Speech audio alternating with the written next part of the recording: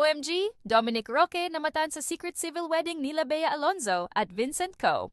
Tila kahapon June 15, 2026. Ginulantang ng kapuso actress na si Bea Alonzo ang sambayanan matapos nga nitong ibahagi ang kanilang prenuptial agreement ni Vincent Co bago ikasal sa Makati City Hall.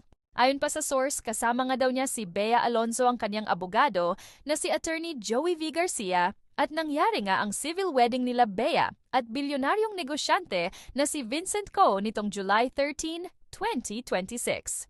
Ayon pa sa panayam ng abogado ni Bea, meron nga daw na napagkasunduan ng dalawa na magkaroon ng prenuptial agreement sila Bea at Vincent upang magkaroon ng bisa ang kasal ng dalawa. Saksi nga din daw si Makati City Mayor na si Nancy Binay sa kasal nila Bea at Vincent at ito nga ang nanguna sa seremonya ng mga ito.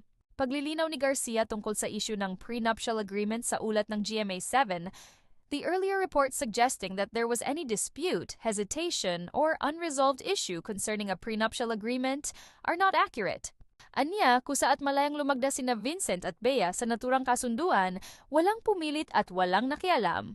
I must state clearly and unequivocally, for the record and in fairness to all concerned, that a prenuptial agreement was duly signed, executed, and entered into freely and voluntarily by the contracting parties, Ms. Bea Alonzo and Mr. Vincent Co, without issue.